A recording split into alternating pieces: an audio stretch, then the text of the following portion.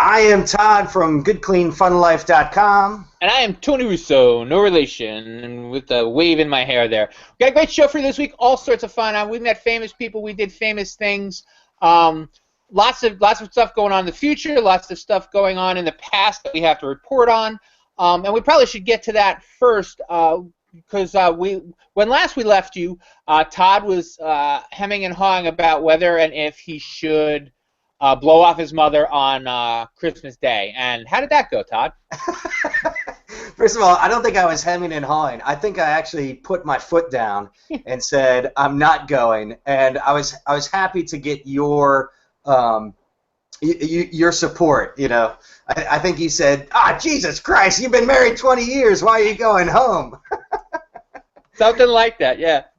But it ended up going very well. We went up the Sunday before, got to see everybody, got to see the whole family, and spend some quality time around the dinner time, and breakfast the next day without all of the some of the craziness, but not all of the craziness that goes along with Christmas and just the overwhelming holiday that it is. But yeah, I think it worked out well. And I don't, my mom has always been a very persuasive person, in not like the mob sense of the way, but in the the Jewish mother sense of the way. Right.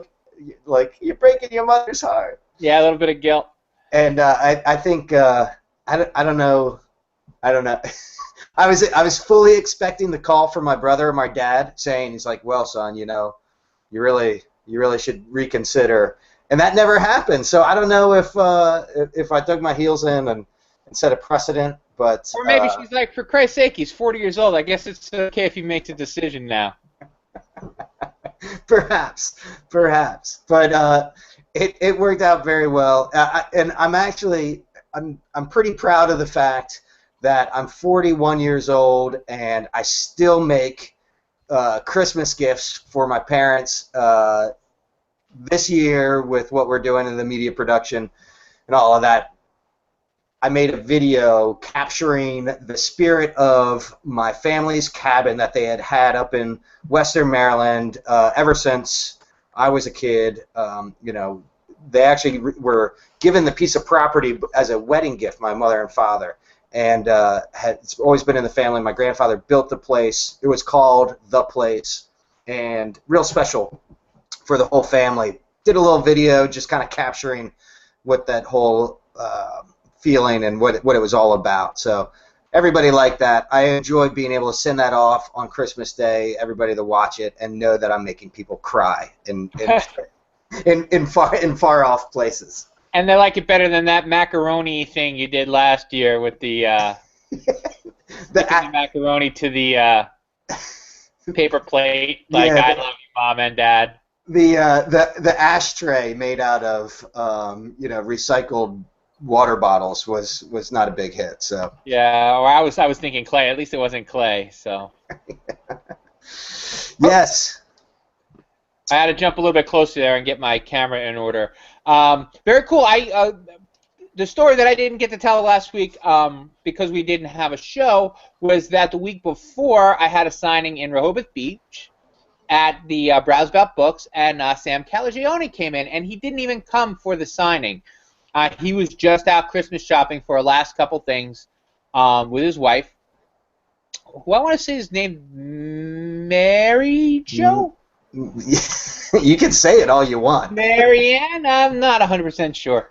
But anyway, so they came in, and it was very cool because, I saw them come in, and he stopped and he said to his wife, we probably should get one of these. And she looks at him and kind of rolls her eyes and said, I got you one for Christmas. And so it was cool to know that I was on, like that someone had at least hipped her to the fact that this was something that he would want to read. I'm sure she got it from Doug.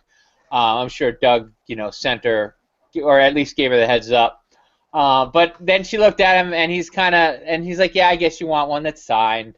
And so he came over, and I got to write him a personalized note, just like, hey, thanks for kickstarting the craft beer revolution on the Eastern Shore, something like that. And I signed it. And it was cool that he wanted it. You know, and it was cool that he introduced himself. He's like, "Hi, I'm Sam." You know, and then he's like, we haven't met, have we? And I'm like, no, we haven't met, and thank you for being kind enough to pretend that we may have. You know, he was getting ready with his apology, like I don't really remember people, or and I'm like, no, I've never met, I've never, But my daughter, I told her I would take her to Dogfish Head for dinner for her birthday, because I haven't been, so. Well, I love that you tell the story, and he looks to the wife, and the wife rolls her eyes, and Yeah. of course, my thought, was like, this stupid book, and then you were gonna be standing there as like, hello, I'm the author. You don't need everything with beer on it, silly man. No, but it was nice. It was cool to be recognized, and it was just cool of them to get the book. And I've sold almost all the books I purchased. I've given away a lot. I like to, if someone's involved with the book, I like to give them a copy at the signing. But they have to come to the signing. If they don't come to the signings, they get no books. So there you go. All my signings are done. I've got one more to do. 2 more. In the new year, I'll do one with at Evo and one at the other place. The other place? One at Evo and one in. Did you do RAR or did you? RAR, right? That is correct. I also did after the Rehoboth one. I came up and did one here in Delmar at Third Wave, and what was pretty cool about that was one of somebody actually saw on Facebook or something that I was going to be there and came out specifically to get a copy of the book so that they could give it to Brent Miller as a Christmas present. And something that you know, but our listeners may not, is that Brent features kind of heavily in the book that didn't get published. So I got to say a little something to him about the Costa Rica trip, like thanks for taking Brian to Costa Rica or something like that. Right. And I love people tell me all these stories, and I'm like, oh really? And I'm like, yeah, thanks for reading. I know. Yeah. It's very cool, but it's a little disheartening because like the stories are just. It's probably as much me as anybody else. Can't keep his trap shut, but the stories are coming out more and more and more. Yeah. And I can't, and like now people are telling me the stories that I thought would be cool in the book, 3 years ago. Right. Where were you 3 years ago? And I'm sorry? No, yeah, I agree. And last but not least, another cool story from the signing world is I was signing at Bethany Beach, and this woman came and she said my brother-in-law started was an investor in a microbrewery in Utah, and we got to talking, and it was one of the ones that Tom Nora liked to go to when he was in school out there, and it's actually mentioned in the book. So that sold me an extra 2 copies because I signed one for him, and I'm like, look at page 57. And she's like, you know what? Let me get one too. So she got an extra book, and the people at Bethany Beach Books were absolutely awesome, and also at Browseabout Books in Rehoboth. Both awesome people, awesome places, awesome stuff. Well, I made note of it, and I just recalled something we didn't talk about before, but I have a great idea for promoting the next book, because I have started reading it. I'm not ready to take any tests yet, but the historical background of what's going on, I think would be a prime subject for a local version of Drunk History. And now, have you ever seen this show? I didn't know that there was such a thing. Okay, so basically what happens is they get somebody, they film them while they are drunk telling about historical events. Like there's one on Francis Scott Key. Right. And what's great is they don't have like a script that they're working off of. I can only figure that they do some sort of, like maybe they read up on it and then get drunk and then retell the story. So the idea is we'll get Brian to read the book. We'll start on chapter 1. We'll go way back to the beginning, and then so all of the audio that's used is him in whatever state he's in, and then you get actors to reenact the parts. So even when he stops to laugh and or make some silly comment that's really not appropriate to the story, the characters in the story, revisit that same tempo and speak and that sort of thing. I think this could really be good for you. Yeah. Well, that's awesome. It's funny, I couldn't do that because in order for me to get too drunk to accurately recount like a history, I would have to be passed out. Like, there's no middle ground for me. Like, if I'm conscious, like if I were drunk right now, you probably would. I'm not even a slur. Like, I can't walk, but talking's never been an issue for me. So I can go on and on and on, and I'm sharp, and I can keep like track of multiple threads of the story. So yeah, I would be no fun on that. But Brian, I think would be. I think Brian's even natural demeanor would be exactly would be suitable for it. But yeah, so that would be that'd be one idea that I have. Maybe for promoting the next book, we can we can come out with an episode of local drunk history. Because I thought it would also be great to do a history of Berlin and get the mayor drunk and have him tell the story of the history of Berlin. Well, I think that would be cool, and he would be the good guy to do it. If I can just talk about the Bethany Beach Books thing again. Yeah. He called me. G. Williams called me, and he's like, "I'm Christmas shopping. I don't know where to get your book.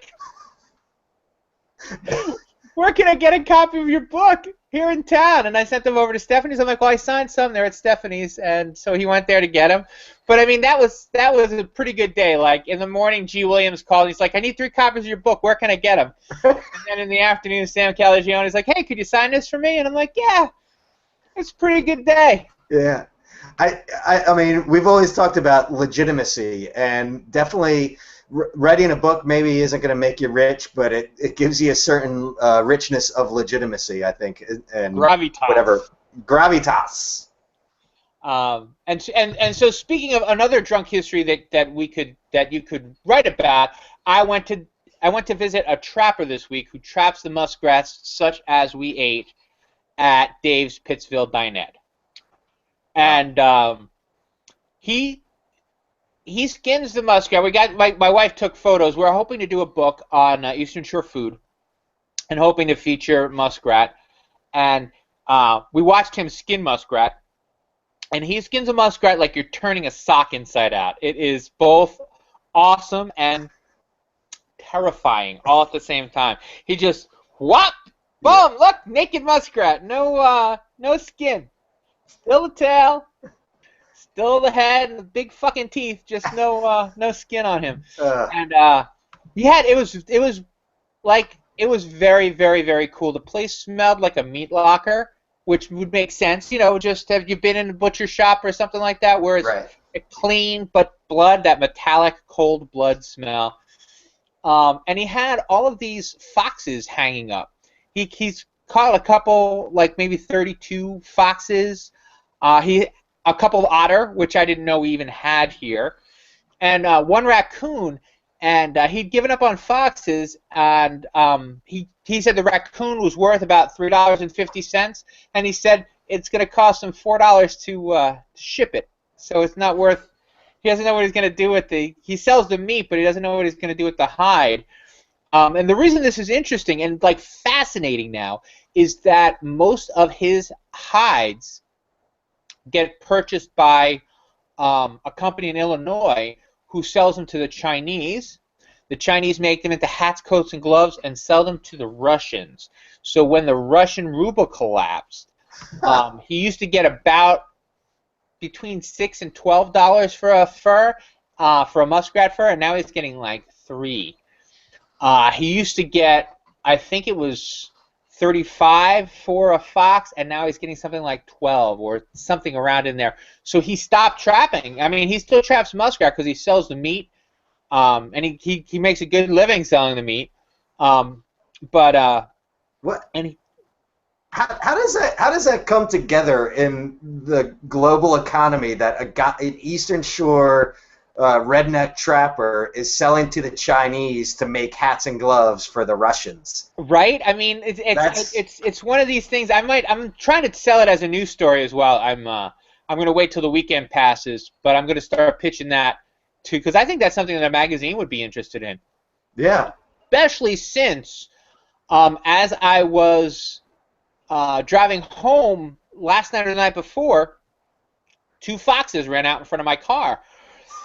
And it occurred to me that if there's not money for foxes and they're too much trouble to trap, no one's killing them. The fox population is going to spike because the Russian ruble collapsed. Well, and with I think the comments about buying things American, I think we need to take pride in our exports, and if it's muskrats from the Eastern Shore that we need to take pride in, I think that's appropriate. Yeah, no, and that's the thing. But this is one of the few raw materials, like, all right, gas and steel, but like, it's just amazing. Like 400 years later, we're still trapping and making money by sending fur abroad. The other thing that's really cool is, do you know how he makes it fluffy? Do you know why your fur is fluffy when you get it? No. Because he throws it. He has a dryer that he just throws the bloody stumps of muskrat skin in. That's awful. And they come out all fluffy and pretty and ready to be made into coats. I can't imagine the tumbling around in the washer. Yeah. Splatter, splut. What Ooh, that's the dryer. He said he gets about 2 years out of a dryer. He says he always buys them used. But he gets like 2 years out of the dryer, and then they just have to be thrown out. He stretches the skins first, so you go in there, and there were maybe, let's say, 40, maybe a couple more muskrat skins hanging from the ceiling in these stretchers. If you can imagine, like a hanger, like a clothes hanger, right, with skin on it. Okay, and they were hanging from these little hooks on the ceiling. And it took up maybe not a quarter, a little bit less than a quarter of the room was devoted to these little muskrat hanging things, but the entire room was outfitted with hooks. And he said by March there won't be an empty hook ever. The place will just be completely filled with muskrat skin hanging and drying 24 hours a day, 7 days a week. Wow, and then you have Ivan over there in the motherland, in Mother Russia, going, it's like, they need a new dryer. My muskrat is flat. Well, no, and the thing is, Ivan's not buying. He's like, you know what? These gloves are going to have to do for this winter because I'm broke. That's the problem. They're not buying coats. Yeah. So the Chinese aren't selling, like fox-lined collars, and then the muskrat would be used for the inside. And the fox is used like for the outside, or the otter's used for the outside, and they're just not selling. He's like, he's gonna hold. He said, I'm gonna hold on to them to see if the price comes back. But unless you tan them, you can't keep them for years and years and years. You can only keep them for a couple months. You got to keep them in a freezer. And so he's just gonna have to bite the bullet and get the $3. And guess what I saw today? Protests in Russia. Russia's about to get a lot worse. This guy's going to take a bath. Get all your money out of muskrats. If you have money in muskrats and fur trading, import, export, get them out while you still can. This week in the Todcast financial predictions, crazy. It's absolutely crazy. If nothing else, I'm sorry, that's the other announcement. I have a new job. Yay. I'm back in the newspaper business. Woo! So we're probably going to shoot for next Wednesday, for those of you who are watching or listening late. We're going to have another big production change. It's usually every 2 years or so I change jobs. and we have to change day and production value and stuff like that.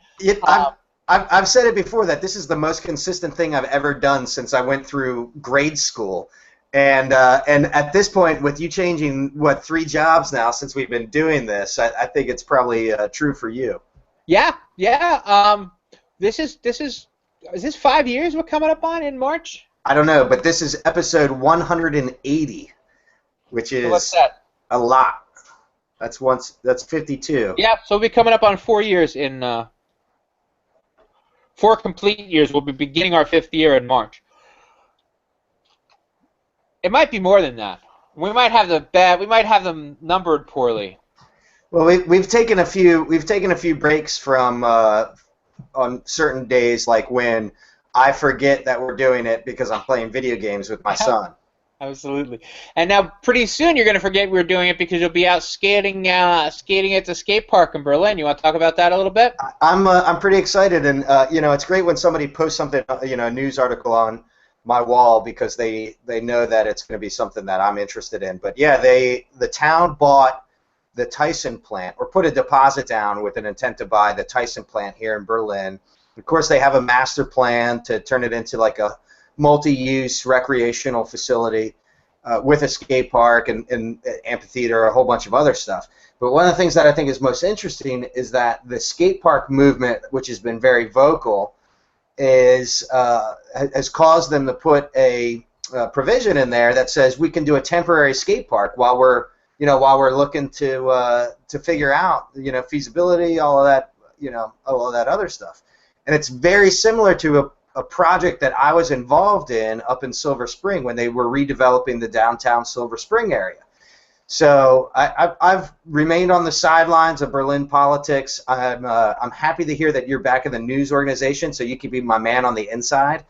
But I think that with this, I'm sure there will be a committee. I think there will be lots of feedback and meetings that they'll be looking for. I'm looking to jump in with both feet on this one in particular. I think it'd be pretty cool. You should really consider it, only because they're going to want they're going to need a planning committee, and then they're going to need like an advisory board or something, and there should be someone from the skate community who's with a little experience, and B, who's just not going to say, well, somebody's going to get hurt, so we better not do it. So it's important to have someone who knows what they're doing and who supports the project right from the beginning. Otherwise, the people are going to get in and get tired, and you won't be ready for the objections. I mean, you've faced objections before, right? The last time you did it, so it would be like a legitimate civic service. Yeah, how about that? And I won't have to run for office, so the North Koreans won't have to release my emails, which is probably. Man, I hope they never get mad at me, because I would be screwed. See, that's why it's so good to be me, because I'm so fucking obnoxious. Really, what could you read that I wrote in an email that you would say, "Oh, I can't believe Tony thinks that"? Nothing. Not that exactly. I live my life so in public that it doesn't matter. They can have my emails. They can have. I don't even watch anything horrible on the internet. They can have my browser history, all of it. Take it. I think I hear you, North Korea. Although maybe not as obnoxious, definitely in the public light, we are. That is for certain. So I'm not too concerned. But one of the things that I want to make sure it happens with whatever advisory committee comes together, and it's funny you mentioned is people are gonna be creating objections and that sort of thing. My biggest concern is from the skate community itself, and just getting a bunch of knuckleheads in there who think that that are narrow-sighted and dumb-sounding. Yeah.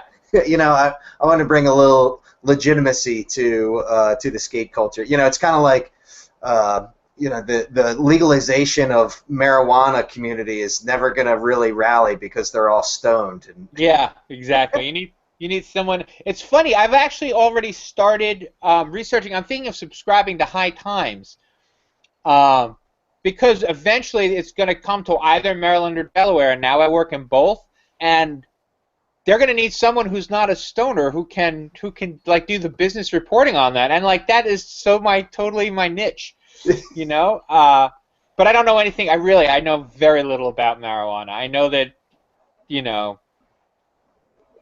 I know that you smoke it like tobacco. I mean, it's not like I've never used it or anything. It's just that I don't know about flavors. It's like whiskey. Yeah, I can write about whiskey. Beer, absolutely. We've already demonstrated I can write about beer.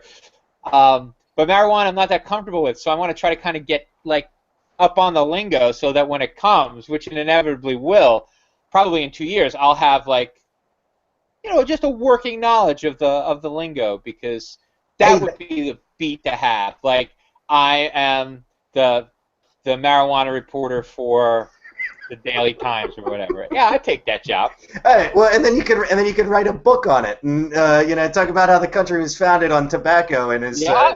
finally coming together with its its sharecropping history. It's inevitable that we talk about the Tyson plant and skateboarding, and it just quickly diverts into talking about smoking weed and the legalization. Well, it was funny. My daughter got from her mother got a skateboard this year for Christmas, and she asked me, if I ever skateboarded, and I said I never did. They just had the little ones when I was a kid. She called them the penny boards. Is that what they're called? Penny boards now, yeah, they're the small plastic ones that are most similar to probably what it's the first board that I ever rode. Penny is the brand, but it's these little plastic boards. And we were talking about it, and I really am just that much older than you. Like, there were no skateboarders when I was in high school. When I started high school, by the time I was a junior, there were only skateboarders. So I'm thinking you started what, the 7th grade, 8th grade? Yeah, that's probably about you're right. Kelly's age. Kelly's the same thing. She's like, no, everyone I knew skateboarded, and it was really that far off the mark. I'm like, it never appealed to me. There was no one who was doing it. It wasn't like, I tried it a couple times. I'm like, oh, this is not interesting to me. There wasn't any kind of community. And then, air raid. And then POW, the whole movement took off, and you guys started kind of coalescing together and hanging with one another and getting your hair cut real short on the side but leaving it long on the top or whatever. Yes, indeed. And as the air raid siren goes off, that tradition has continued, because I remember skating when it was unpopular, and it was still the jocks versus the skaters, and the skaters were the delinquent nerds and that sort of thing. And I had it in both communities there. But yeah, I'm excited about this this whole thing with the Tyson plant. I really think that it could be I think it could be a pretty neat program once it's all said and done. So very cool. And before we wrap up, which we should do soon, let's talk about what we got coming up in the Barrel Room with the Barrel Room Project. Did I lose you again? Well, for those of you who don't know, Good Clean Fun Life sponsors the Barrel Room Sessions, which is a regular event that occurs at Burley Oak, and it is people who, like musicians and such, come out and do live shows for the people. And we're going to call it a week. Again, if you're still listening, make sure you catch us next Wednesday. We'll be on. I'm thinking 5:30ish, maybe 6. Hopefully we'll get a better idea as the weeks go on. But until then, Todd, give you the sense to live in a small town. And we'll see you next week in Happy Hour. Cheers.